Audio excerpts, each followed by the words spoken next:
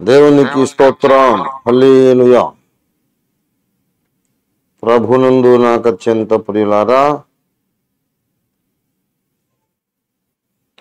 మరోసారి అర్ధరాత్రి వేళ నూతన దినారంభంలో ఈ ప్రార్థన మహాపోరాటానికి మీకందరికీ ఆహ్వానం పలుకుతున్నాను. ఆ చిన్న టెక్నికల్ ప్రాబ్లం బట్టి కొంచెం లేట్ అయింది.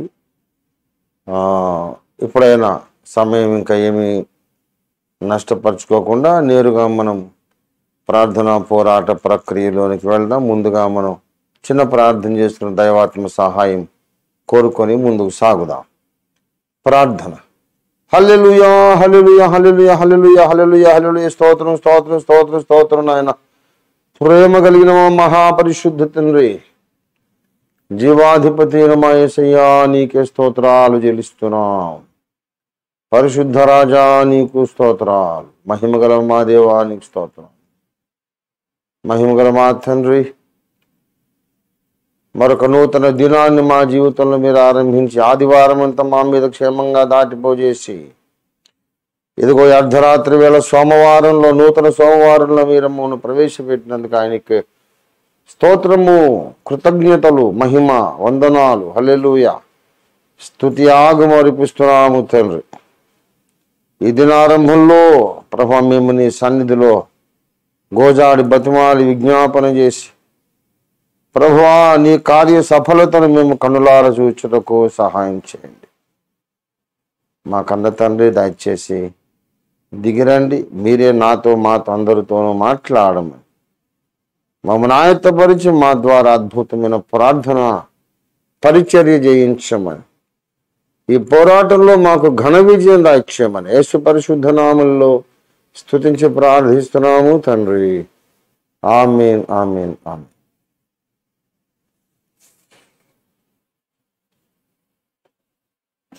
ప్రభునందు నాకు అత్యంత ప్రియులారా, మనం దేవుని పరిశుద్ధ వాక్యంలో నుండి నిర్గమాకాండము 17వ అధ్యాయము 13వ వచనాన్ని చదువుకుందాం. నిర్గమాకాండము 17:13. అట్లు యెహోషువ కత్తివాడి చేత అమాలేకు రాజును అతని జనులను గెలిచెను. దేవుడి వాక్యమును మన వినికిడిలో ఆశీర్వదించునుగాక. యెహోషువ అమాలేకు రాజును గెలిచెను. యెహోషువ అమాలేకు రాజును గెలిచెను. దేవుని ప్రజల సేనాధిపతి యెహోషువ. మోషే ఇంకా ఉన్నాడు భూమి మీద. మోషే ఉంటుండగా యవనస్తుడైనటువంటి నూను కుమారుడైన యెహోషువ కొంతమంది మనుషులను ఏర్పాటు చేసుకొని మోషే ఆజ్ఞ ప్రకారం అమాలేకీయులతో యుద్ధానికి వెళ్ళాడు. ఎందుకంటే అసలు వాళ్ళే యుద్ధానికి వచ్చారు. మోషే కానీ ఇశ్రాయేలీలు కానీ వాళ్ళ మీదకి యుద్ధానికి వెళ్ళలేదు. ఇశ్రాయేలీలు ముందుగా యుద్ధానికి ఎవరి మీదకి వెళ్ళలేదు, వాళ్ళే వచ్చారు. 8వ వచనం 17:8 తర్వాత అమాలేకీయులు వచ్చి రెఫీదీములో ఇశ్రాయేలీయులతో యుద్ధము చేయగా వాళ్ళే వచ్చారు. మోషే యెహోషువకు చెప్పాడు, మన కొరకు మనుషులను ఏర్పరచి వారిని తీసుకొని బయలు వెళ్ళి అమాలేకీయులతో యుద్ధము చేయుము. రేపు నేను దేవుని కర్రను చేతబట్టుకొని ఆ కొండ శిఖరం మీద నిలిచెదను అనెను. యెహోషువ మోషే తనతో చెప్పినట్టు చేసి అమాలేకీయులతో యుద్ధమాడెను. యుద్ధం స్టార్ట్ అయిపోయింది. తర్వాత అమాలేకీయులేమో బలంగా ఉన్నారు. ఇశ్రాయేలీయులు యుద్ధం అలవాటైన వాళ్ళు కాదు. ఇది మొట్టమొదటిసారిగా వాళ్ళు యుద్ధం చేస్తున్నారు. అంతవరకు వాళ్లకు వెట్టి చాకిరీ అలవాటు, కూలి పని అలవాటు. వాళ్ళు బండలు మోసి, రాళ్ళు మోసి, గంపలు మోసి పితోము, రామశేషను 2 మహానగరాలే ఫరో కోసం కట్టిపెట్టారు, నిర్మాణం చేసి పెట్టారు. ఆ లైఫ్ అలవాటు వాళ్లకు, కత్తి తీసుకొని యుద్ధం చేయడం వాళ్లకు అలవాటు కాదు. అందుచేత అప్పుడప్పుడు అమాలేకీయులదే అప్పర్ హ్యాండ్, వాళ్ళదే పై చేయిగా కనబడతా ఉంది. ముందు మోషే ఏమనుకున్నాడంటే, దేవుని కర్రను చేతపట్టుకొని ఆ కొండ శిఖరం మీద నిలిచేదని అన్నాడు. అంతే. నేను నీ కొరకు ప్రార్థన చేస్తాను యెహోషువా, నువ్వు గెలుస్తావులే, పర్వాలేదులే అని అట్లాంటి మాటలు ఏం చెప్పలేదు. నువ్వు వెళ్ళి యుద్ధం చెయ్యి, నేను దేవుని సన్నిధిలో నిలబడతాను. ఈ వృద్ధుడైనటువంటి మోషే కొండ మీదికి ఎక్కుతూ ఉంటే ఆయన వెంటబడి ఇంకా ఇద్దరు వెళ్ళారు, అహరోను హూరు. అహరోను హూరు కూడా 10వ వచనం ప్రకారం మోషే అహరోను హూరు అనువారు ఆ కొండ శిఖరం ఎక్కిరి. తర్వాత అక్కడికి వెళ్ళిన తర్వాత మోషేకు దేవుడు ఒక ప్రేరేపణ ఇచ్చాడు. నువ్వు చేతులెత్తు మోషే. చేతులెత్తడం అంటే దేవుని మీద ఆధారపడడం, దేవుని స్తుతించడం, దేవునిని సహాయం కొరకు వేడుకోవడం, దేవునిపై ఆధారపడడం, ప్రార్థన విజ్ఞాపన చేయడం, ఇన్ని అర్థాలు ఉన్నాయి. ఎప్పుడైతే మోషే చేతులెత్తాడో యెహోషువ గెలుస్తున్నాడు. పెద్దగా యుద్ధం అలవాటు లేకపోయినా అందినోళ్ళు అందినట్టు నరికేస్తున్నారు ఇశ్రాయేలీలు. మోషే చేతులు బరువెక్కినప్పుడు కాస్త దించేసరికి విచిత్రంగా ఇశ్రాయేలీల బలం తక్కువైపోతా ఉంది. అంతసేపు బాగానే పోరాడిన ఇశ్రాయేలు సైన్యం హాహాకారాలు చేస్తూ అటు ఇటు చెల్లాచెదరి పారిపోవడం మొదలైపోయింది. అమాలేకీయులదే పై చేయిగా మారి వాళ్ళు ఇశ్రాయేలును తరిమి కొట్టడం ప్రారంభమైపోయింది. మరైతే వృద్ధుడు దాదాపు 100 ఏళ్ళు, మరి 80 ఏళ్ళు దాటిన తర్వాత కదా సేవ మొదలుపెట్టాడు మోషే. అహరోను అయితే ఇంకా మోషే కంటే పెద్దవాడు. మరి అహరోను హూరు అనేవాళ్ళు ఏం చేశారంటే, ఒక రాయి తెచ్చి కూర్చో అయ్యా నువ్వు, ఈ రాయి మీద కూర్చోమని ఆయనకు ఒక సీట్ ఏర్పాటు చేశారు. సరే మోషే కూర్చొని చేతులెత్తుతున్నాడు. చేతులెత్తగానే పారిపోతున్న ఇశ్రాయేలీయులకు ధైర్యం వచ్చేసింది, బలం వచ్చేసింది.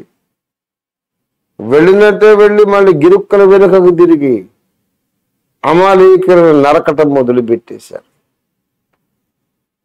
చాలాసేపు చేతులు ఎత్తిన తర్వాత చేతులు తిమ్మిరులు ఎక్కుతాయి కదా, చేతులు బరువెక్కి కాస్త విశ్రాంతి కొరకని చేతులు దించగానే మళ్ళీ ఇశ్రాయేలీయులు భయపడి పారిపోవడం, అమాలేకీయులదే పై చెయ్యి కావడం, వాళ్ళే ఇశ్రాయేలీయులను తరిమి కొట్టడం, ఇలా జరుగుతూ ఉంది. అప్పుడు అర్థమైంది, ఓహో, నేను చేతులెత్తుట వలన దేవుని ప్రజలు జయిస్తున్నారు, నేను చేతులు దించితే వాళ్ళు ఓడిపోతున్నారు. ఇక్కడ యుద్ధంలో విజయం అనేది ఇశ్రాయేలీయుల యొక్క యుద్ధ నైపుణ్యం మీద ఆధారపడి లేదు.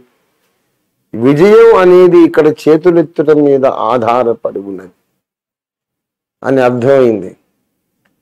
ఇంకా అహరోను హూరు ఏం చేశారంటే, అటొకరు ఇటొకరు మోషేకు ఇరుపక్కల నిలబడి మోషే చేతులెత్తగా ఆ చేతులను అలాగే పట్టుకున్నారు. ఇంకా మోషేకు చేతులు బరువెక్కలేదు. అలాగే చేతులు ఎత్తాడు. ఇంకా చూడండి, ఇశ్రాయేలు సైన్యాలు రెచ్చిపోయారు. రెచ్చిపోయి యుద్ధం చేశారు. వాళ్ళకి ఎక్కడి నుంచి వచ్చేసిందో ధైర్యం వచ్చేసింది, బలం వచ్చేసింది, యుద్ధ నైపుణ్యం వచ్చింది. శత్రువులను తరిమి తరిమి కొట్టేశారు. ఫైనల్గా అమాలేకీయులు ఓడిపోయారు అని చెబుతూ 13వ వచనంలో అట్లు యెహోషువ అమాలేకు రాజును గెలిచెను. అట్లు యెహోషువ తన కత్తివాడి చేత, మళ్ళా కత్తివాడి అంటున్నాడు. యెహోషువ కత్తివాడి అనేది నిజమైతే మరి మోషే చేతులు దించినప్పుడు కూడా అదే కత్తి ఉంది ఆయన చేతిలో, సేమ్ ఖడ్గం అదే ఉంది. మోషే చేతులు ఎత్తినప్పుడు దించినప్పుడు ఒకటే ఖడ్గం ఉంది యెహోషువ చేతిలో. మరి అట్లు యెహోషువ కత్తివాడి చేత అంటే అర్థం ఏంటి అంటే, యెహోషువ ఖడ్గము ఆయన పట్టుకున్నటువంటి ఇనుప ముక్క కాదు, ఉక్కుతో చేసినటువంటి లోహపు కత్తి కాదు. యెహోషువ ఖడ్గం ఏంటంటే మోషే చేతులెత్తి చేసిన విజ్ఞాపన. అది మన అసలైన కత్తి, అసలైన ఖడ్గం.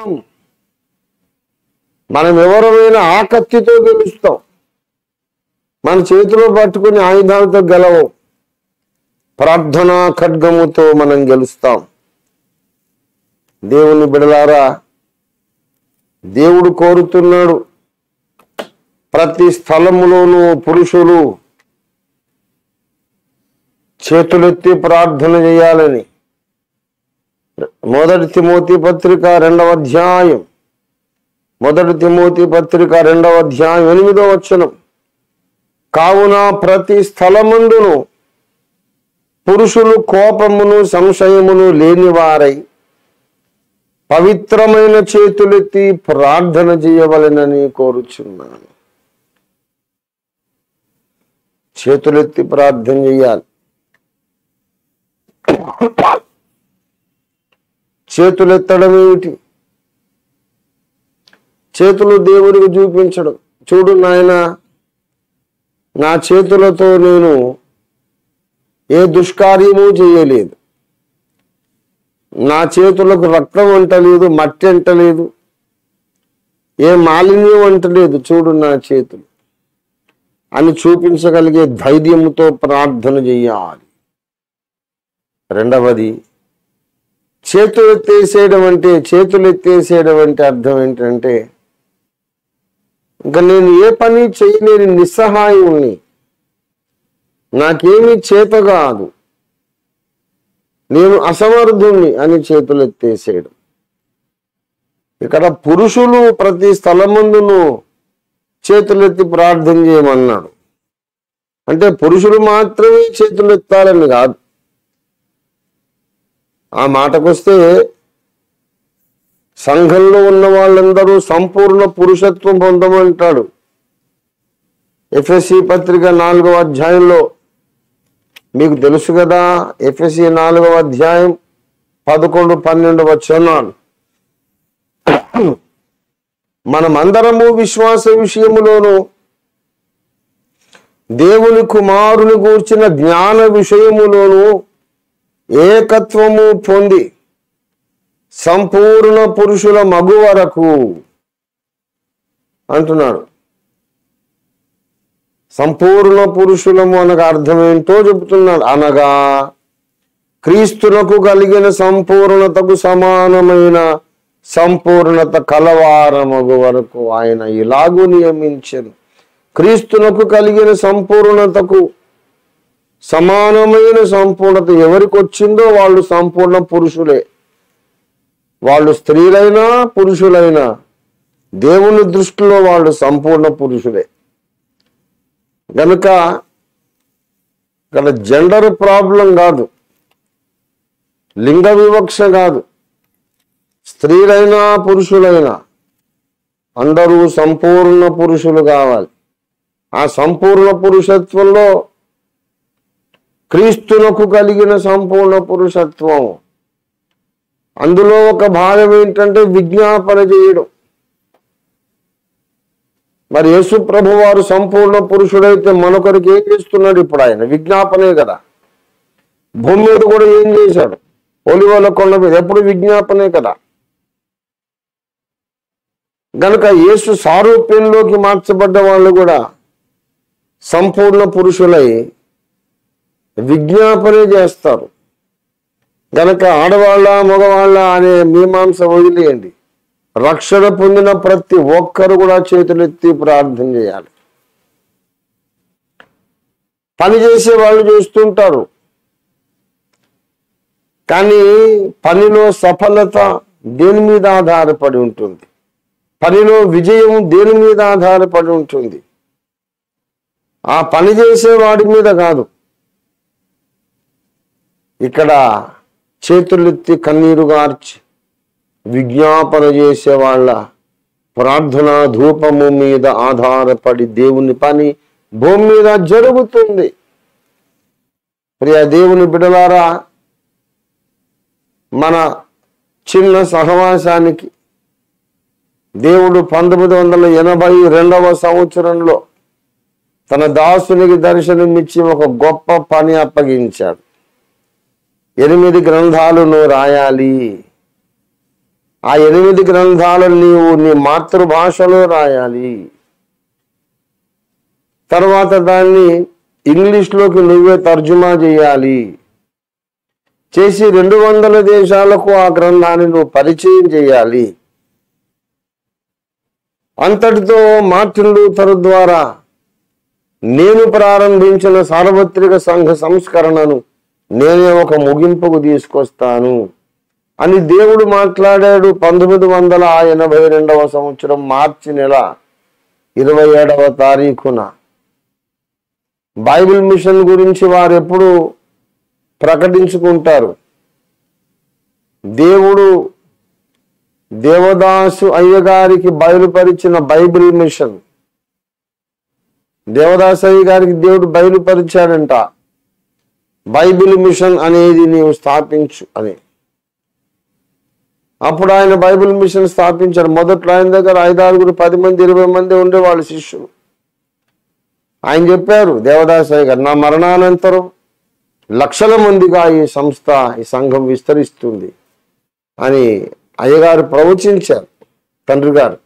అలాగే జరుగుతుంది ఇప్పుడు. బైబిల్ మిషన్ అనేది స్థాపించమని దేవదాసయ్య గారికి దేవుడు బయలుపరిచింది. నిజం, వాస్తవం. ఎందుకంటే ఆయన చెప్పినట్టే మరి లక్షలాది మంది ఇప్పుడు దీవించబడుతున్నారు, రక్షించబడుతున్నారు.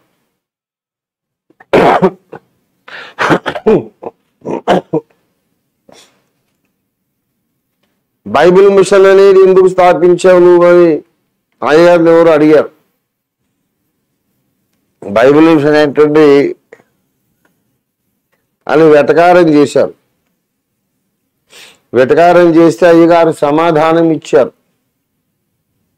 లూథరన్ మిషన్ లూథరు భక్తుని పేరును బట్టి వచ్చినది. వెస్లీ మిషన్ జాన్ వెస్లీ భక్తుని పేరును బట్టి వచ్చినది. పెంతెకోస్తు మిషన్ ఒక పండగ, యూదుల ఒక పండగ పేరు మీద వచ్చినది. బాప్టిస్ట్ మిషన్ విశ్వాసి పొందవలసిన ఒక జ్ఞానస్నానం అనే ఒక ఆచారము మీద ఆధారపడి బాప్టిస్ట్ మిషన్ వచ్చినది. అలా భక్తుల పేర్ల మీద, పండగల పేర్ల మీద, ఆచారాల పేర్ల మీద ఒక్కొక్క డినామినేషన్ వచ్చింది. కానీ బైబిల్ మిషన్ బైబిల్ అంతటిని బట్టి వచ్చినది అని అయ్యగారు చెప్పారు. ఎంత అద్భుతమైన సమాధానం.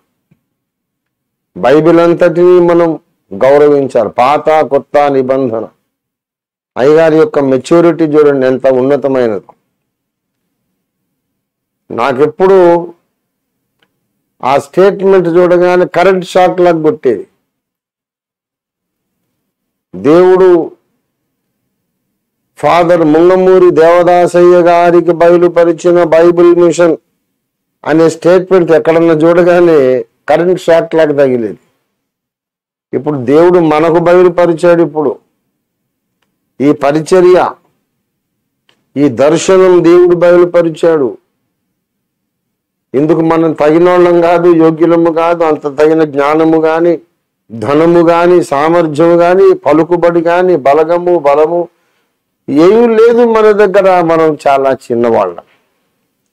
కానీ దేవుడైతే మనకు చెప్పాడు 8 పుస్తకాలు రాయమని. నేనేం రాస్తాను ప్రభువా, నా పేరే లెక్కలు రావు. మా మాస్టర్లు నా పేరు, వీడికి ఇంక లెక్కలు ఎప్పటికి రావురా, వీడి పేరే లెక్కలు రావురా అని పేరు పెట్టారు. ఎప్పుడు లెక్కలో బొటాబొటి అత్యవసర మార్కులే. ఇంగ్లీష్లో, లాంగ్వేజెస్లో, ఇతర సబ్జెక్ట్స్లో కొంచెం ఫస్ట్ క్లాస్ మార్కులు వచ్చేవి. కానీ లెక్కలంటే మాత్రం ఎప్పుడు అత్యవసర మార్కులే. నాకు మతి మరుపు మేడం, అన్నీ మర్చిపోతుంటాను. ఎక్కువ చదువుకోలేకపోయాను కుటుంబ పరిస్థితులను బట్టి. నేను 8 గ్రంథాలు రాయడమా అనుకున్నాను. కానీ దేవుడు విచిత్రంగా యెహోవా హస్తము నా మీదికి వచ్చి అని ప్రవక్తలు చెప్పినట్లుగా దేవుని హస్తమే నా మీదికి వచ్చి ఆ 8 అద్భుత గ్రంథాలను దేవుడు వ్రాయించాడు. ఇంగ్లీష్లోకి తర్జుమా కూడా మొదలైపోయింది. ఇప్పుడు 3వ గ్రంథం కూడా ప్రింట్ అయిపోయింది. The end of the present age, ప్రస్తుత యుగాంతం అని ఇంగ్లీష్లో. ప్రకటన గ్రంథం మీద ప్రత్యేక వ్యాఖ్యానము, క్రీస్తు 2వ రాకడను గూర్చిన సకల సంగతులను గూర్చిన సర్వోన్నత అధికారిక ప్రత్యక్షత, అద్భుతమైన గ్రంథం. 380 పైచులకు టెక్స్ట్ ఉన్నటువంటి గ్రంథం. మిగతా ప్రీఫేస్ కానీ, అపెండైసెస్ కానీ అవన్నీ కలుపుకుంటే మొత్తం అంతా 400 పేజీల బుక్. అది దేవుడు అద్భుతంగా ప్రింట్ చేయించేశాడు. రేపు మార్చి 27వ తారీఖున మనం న్యూఢిల్లీలో ఈ ఇంగ్లీష్లోనూ యుగాంతం అనే గ్రంథాన్ని హిందీలో కూడా, హిందీ భాషలో కూడా తర్జుమా చేసి ఆ వరకు కూడా జరుగుతోంది. దాదాపు సగం అయిపోయింది. ఢిల్లీలో మార్చి 27వ తారీఖున దేవదర్శన దినోత్సవం అన్నాడు. ఢిల్లీలో మనం ఆ గ్రంథాలు రిలీజ్ చేయబోతున్నాం. ప్రియా దేవుని బిడ్డలారా, ఇదొక మహాపోరాటం. యుగాంతం రాయడానికి ఇంగ్లీష్లో ఎంత కష్టపడ్డానో చెబితే మీకు అర్థం కాదు. నా ఇంట్లో నాతో పాటు నా దగ్గర ఉండి నా పోరాటం చూసిన పిల్లలకు తెలుసు, కానీ ఎవరికి తెలియదు. ఆ బుక్ ప్రింట్ అయ్యి ఇంటికి వచ్చినప్పుడు ఏడ్చేశారు పిల్లలు, కన్నీళ్లు పెట్టుకున్నారు. చాలా ఎమోషనల్గా ఇప్పుడు ఏడ్చేశారు.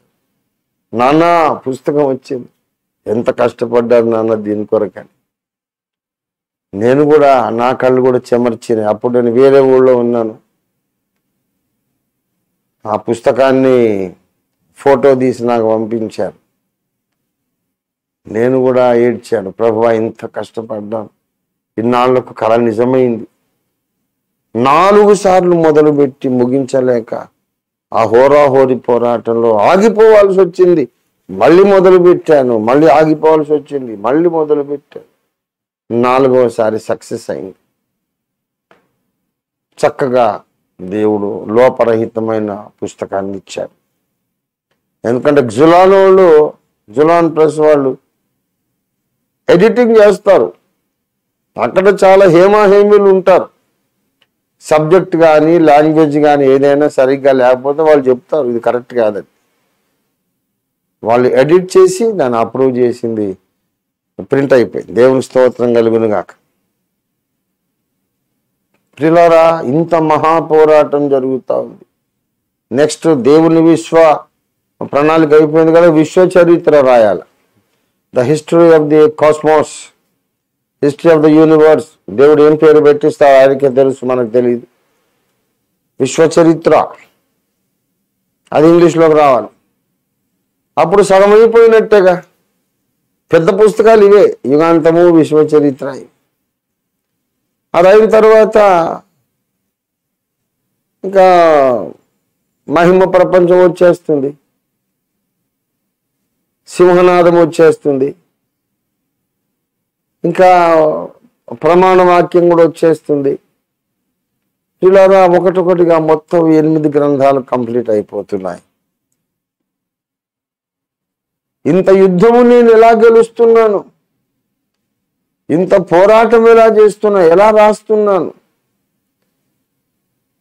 ఈ వయసులో నిద్రాహారాలు లేకుండా ఎప్పుడు ప్రయాణాలు చేస్తూ రాసేది ఎప్పుడు, ప్రూఫ్ రీడింగ్ ఎప్పుడు, మళ్ళీ ఏ ఒక్క రోజు ఖాళీగా లేని బాప్తిస్మాలు అవుతానే ఉన్నాయి. సంఘ పరిచర్య, మహాసభల్లో వాక్య పరిచర్య, నూతన సేవకులను అభిషేకించడం, most vibrant and active ministry చేస్తూ ఈ వయసులో, ఈ ఆరోగ్య స్థితిలో నిద్రాహారాలు లేకుండా పుస్తకాలు ఎప్పుడు రాస్తున్నాను, ఎలా ప్రింట్ అవుతున్నాయి? నా పెన్ను వాడి చేత నేను గెలవడం లేదు, నా కలం యొక్క పవర్ చేత నేను గెలవడం లేదు. నా విజయం వెనుక ఉన్నది మీ అందరి విజ్ఞాపన ప్రార్థన. ప్రియ దేవుని బిడ్డలారా, నాకైనా ఏ భక్తునికైనా ఈ విజయము వెనుక ఉన్న రహస్యం ఏంటంటే, కొంతమంది క్రీస్తు యొక్క స్వరూపములోనికి ఎదిగిన కొంతమంది, సంపూర్ణ పురుషత్వానికి దగ్గరగా వచ్చిన కొంతమంది చేతులెత్తి ప్రార్థన చేయడం. ఆనాడు మోషే కాలం, యెహోషువ కాలంలో మోషే చేతులెత్తినంతసేపు యెహోషువ కత్తి వాడిగా పనిచేసింది. మోషే చేతులు దించగానే అదే కత్తి మరి ఏం చేయలేకపోయింది. కనుక గెలుపుకు కారణం మోషే చేతులెత్తి ప్రార్థన చేయడమే. ఈనాడు కూడా మీరందరూ చేతులెత్తి ప్రార్థన చేసినంత కాలం నేను పుస్తకాలు రాయగలుగుతాను. విశ్వచరిత్ర ఎలా రాస్తావో చూస్తానంటున్నాడు వాడు దుష్టుడు. విశ్వచరిత్ర రాయడం మొదలుపెట్టి 4-5 పేజీలు రాశాను. రాయగానే భయంకరమైన పెరుదుమారం రేగింది నా మీద. సరే, ప్రస్తుతానికి దాన్ని ఆపేస్తాను. యుగాంతం రిలీజ్ కానీ తర్వాత చేద్దామని అనుకున్నాను. చాలా కాలం కిందట ప్రతిపాదించాను. నేను ఇలాగే సైతానుడు నాతో పోరాడుతూ ఉంటే ఇంకా తప్పదు, మనం కూడా ఉద్ధృతం చేయాలి. పోరాటం, ప్రార్థనా పోరాటం. ఎలా ఉద్ధృతం చేయాలంటే, ఒక 50 మందిని లేక ఒక 100 మందిని 2 వలయాలుగా నా చుట్టూ మోకరింపజేసి అందరూ చేతులెత్తి ప్రార్థిస్తూ ఉంటుండగా మధ్యలో నేను, నాతో పాటు టెర్టియస్, నా స్క్రైబ్, ఎవరైనా ఒకరిని పెట్టుకొని ప్రార్థనా పూర్వకంగా పుస్తకాలన్నీ టకటక టక టక నేను శరవేగంతో డిక్టేషన్ ఇచ్చి తర్జుమా చేయించేస్తాను. అప్పుడు వాడేం చేస్తాడు, పుస్తకాలు రాయడానికి వీలు లేకుండా మంత్రశక్తులు నా మీద మాయలు మంత్రాలు ప్రయోగించారు. పుస్తకాలు రాయడాన్ని వాళ్ళు తట్టుకోలేకపోతున్నారు. దుష్టులు, సైతాను సైన్యాలు వాళ్ళు చేసిన మంత్రాలను బట్టి ఇవన్నీ జరిగినాయి, గొడవలేని. ఎన్ని మంత్రాలు, బలమైన మంత్రాలు ప్రయోగించిన ప్రార్థనను మించిన మంత్రాలు లేవు. యేసు రక్తాన్ని మించిన మంత్రాలు ఏమీ లేవు.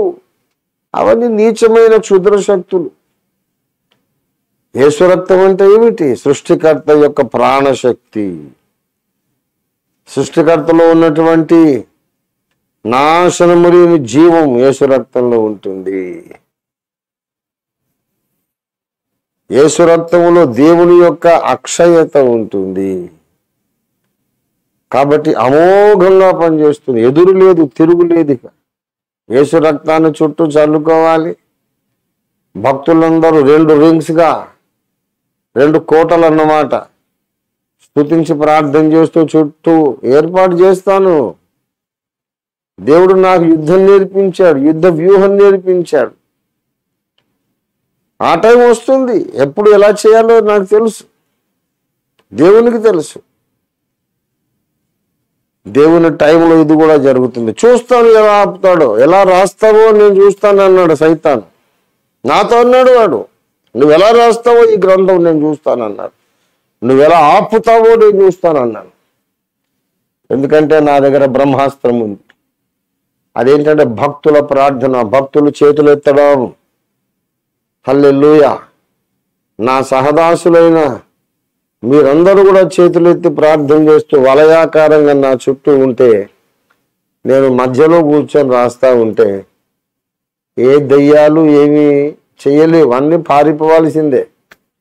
మన మీద ప్రయోగించబడుతున్న మంత్రశక్తులన్నీ కూడా ఆ అగ్నికి కాల్చివేయబడి తట్టుకోలేక మళ్ళీ బౌన్స్ బ్యాక్ అయిపోతాయి, బ్యాక్ ఫైర్ అయిపోతాయి, ప్రయోగించిన వాడిని పోయి కొట్టేస్తాయి. అంత ప్రచండమైన శక్తి ఉన్నది ప్రార్థనలో.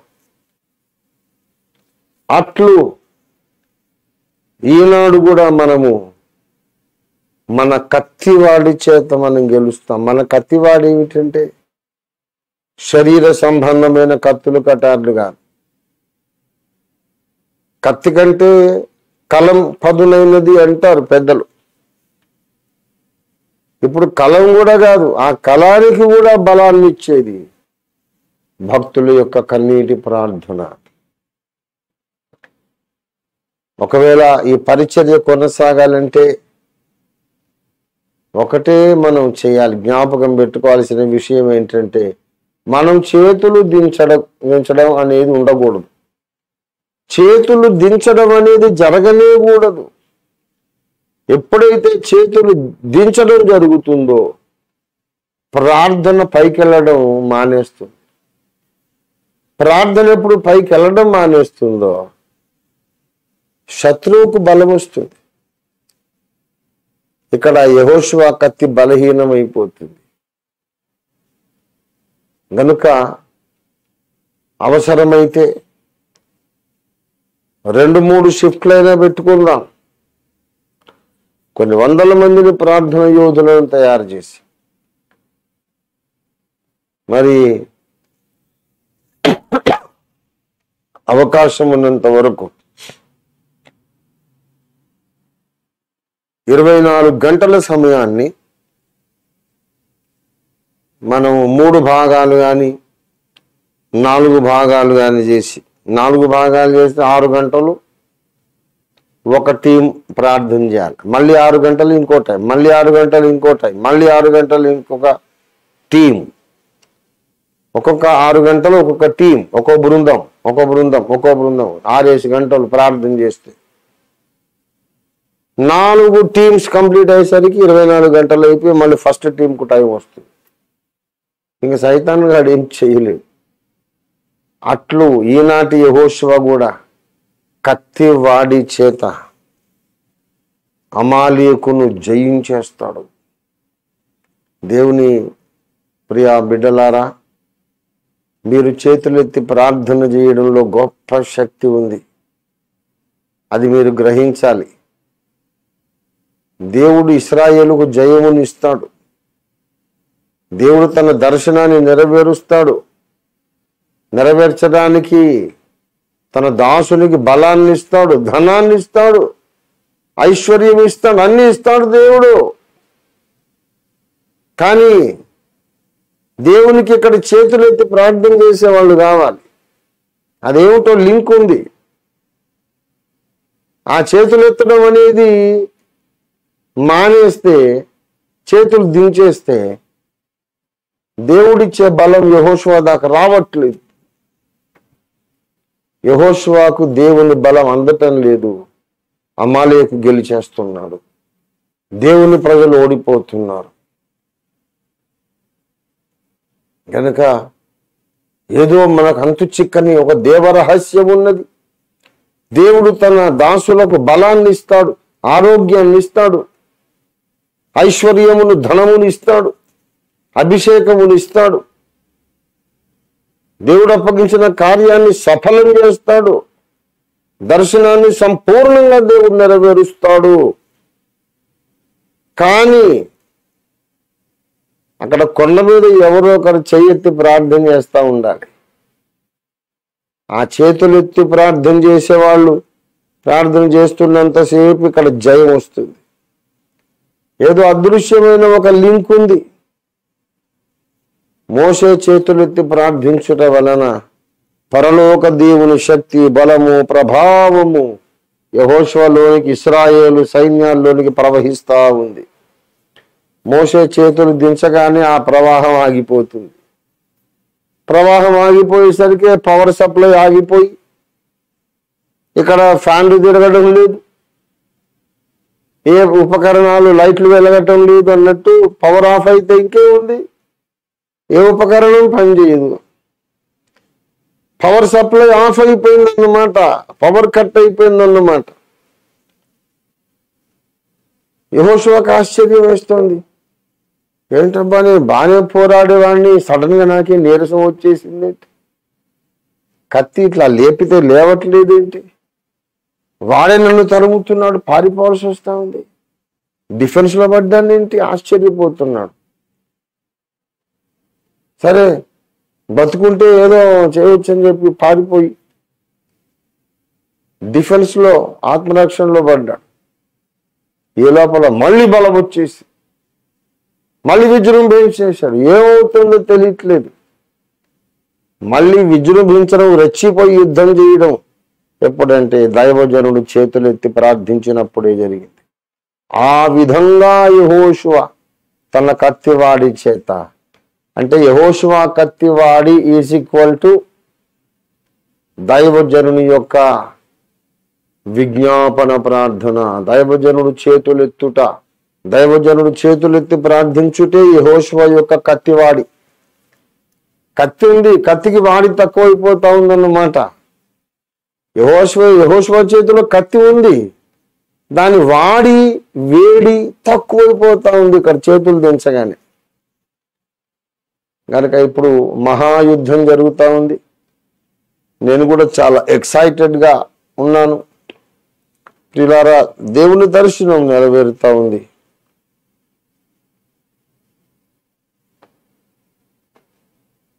వాస్తవానికి ఇదంతా జరిగినా జరగకపోయినా మన రక్షణ మనకుంది. మన రక్షణ మనకుంది. నమ్మి బాప్తిస్మం పొందాం కదా. దేవుడు తన అద్వితీయ కుమారుడుగా పంపిన వాని యందు యేసుక్రీస్తునందు విశ్వాసముంచి ప్రతివాడును నశింపక నిత్య జీవం పొందునట్లు అని యోహాను 3:16 చెప్తా ఉంది. మనం ఎలాగూ పరలోకంలో ఉంటాం యుగయుగాలు. కానీ ఇది దేవుడు మనకు అప్పగించిన పని. అనేకులు యేసే రక్షకుడు అని తెలుసుకోవాలి. యేసే రక్షకుడు అన్న అవగాహనలోకి వచ్చిన ప్రతి ఒక్కరు కూడా విశ్వాసం ముందు స్థిరులై సిద్ధాంత విషయాలలో ఏకత్వానికి రావాలి. రెండవ రాకడ కొరకు సిద్ధపడాలి. రాకడ సిద్ధపాటు అంటే ఏమిటో స్పష్టంగా తెలుసుకోవాలి. అన్ని సంఘాలు, అన్ని దేశాలు తమ పునాదులు సరి చేసుకోవాలి.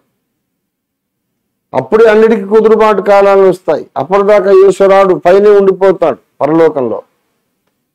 గనుక మనము చేపట్టినది, దేవుడు మనకు అప్పగించినది చాలా ఉన్నతమైన, మహోన్నతమైన, మహాప్రాముఖ్యత కలిగిన పరిచర్య. ఇంత గొప్ప పరిచర్య మన సొంత కత్తివాడి చేత మనం గెలవలేము, మనం సాధించలేము.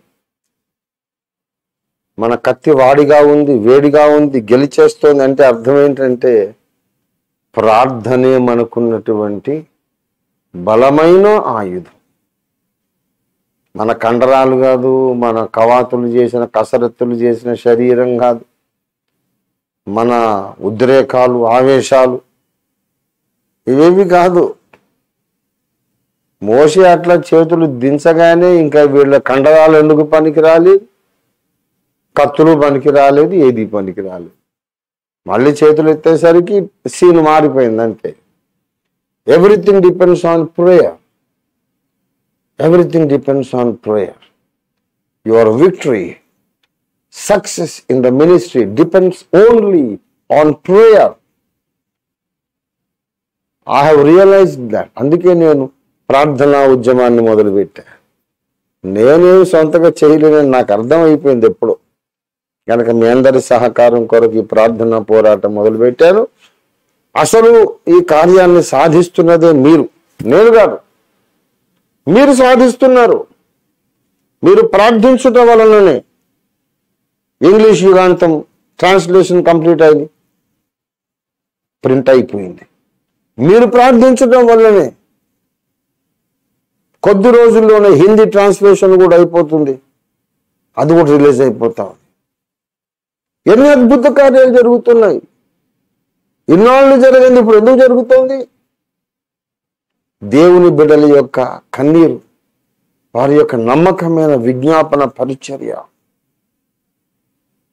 ఈ సేవంతా జరగడానికి కారణం అది. కనుక అప్పుడు ఇలా ఎక్కువసేపు నేను మాట్లాడను. మనమందరము కూడా ఇది మన బాధ్యతగా మనం స్వీకరించి, ఇంకా దీన్ని మనం ఈ పట్టు మాత్రం విడవకుండా మనం ప్రార్థన చేస్తూ ఇదే పోరాటాన్ని పట్టుదలతో కొనసాగిస్తే ఈ సంవత్సరం అంతమయ్యే లోపు ఇంకో 2 పుస్తకాలు వచ్చేస్తాయి. అంటే 5వ పుస్తకం కూడా వచ్చేస్తుంది, ఏమో 6 కూడా వచ్చేస్తాయేమో. ఇప్పుడు ఇవన్నీ పెద్ద పెద్ద పుస్తకాలు, యుగాంతం కానీ విశ్వ చరిత్ర కానీ చాలా పెద్ద పుస్తకాలు. కానీ మహిమ ప్రపంచం కొంచెం చిన్నదే కదా. ఆఫ్ కోర్స్ మరి ప్రమాణ వాక్యం అనేది కొంచెం కాంప్లికేటెడ్ అయినా సరే దేవునికి ఏం కాంప్లికేటెడ్ కాదు. అన్నీ ఆయన చేయగలడు, చేయించగలడు. దేవుడు అద్భుతకరుడు. ఆయన ఎలా చేసుకుంటాడో మనకెందుకండి. దేవుని శక్తి దిగొస్తే ఏది అసాధ్యం కాదు.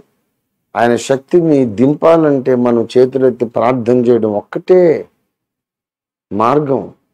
అయ్యా మాకు చేత కాదన్నమాట. చేతులు ఎత్తితే దానికి అర్థం ఏంటంటే మౌన భాష. కొంతమంది ఏదేదో చేస్తానన్నారు, ఆఖరి చేతులు ఎత్తేసారని అంటారు.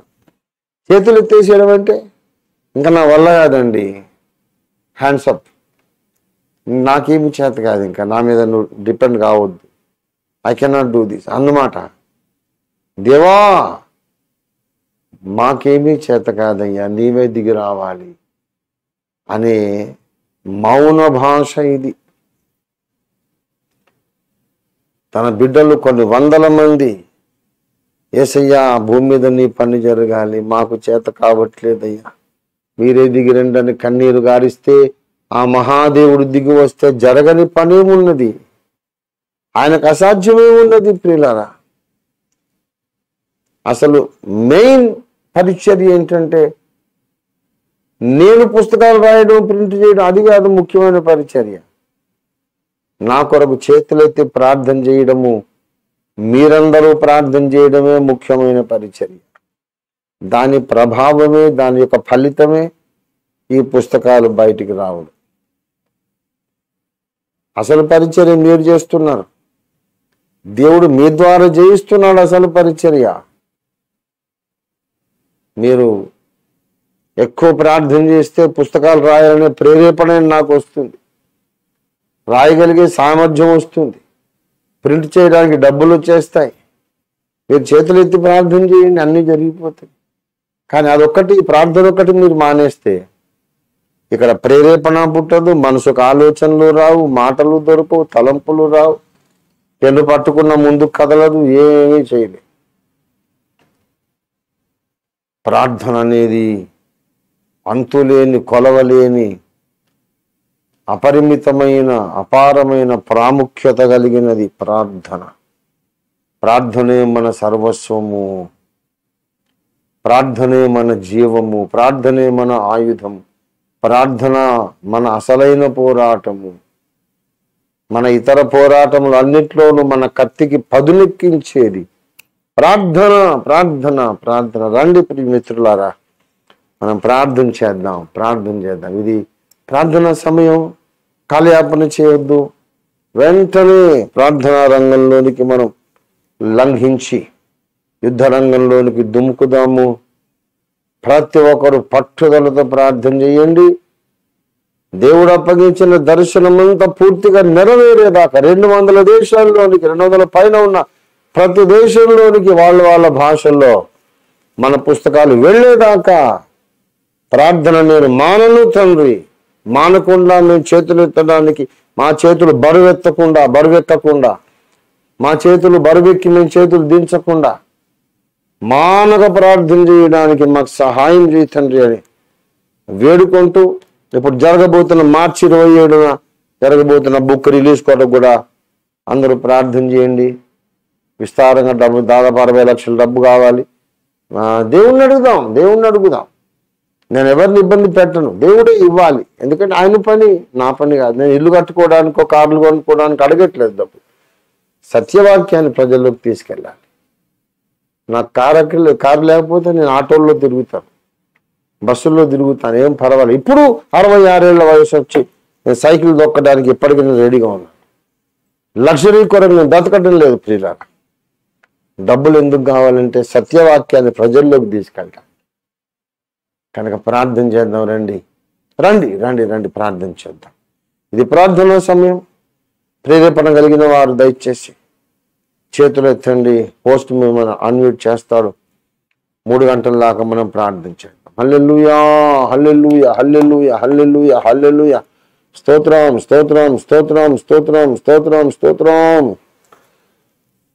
ఓ షరాందరా బాహుదరి మరాహుమని దరి కరుదారా బరాసి.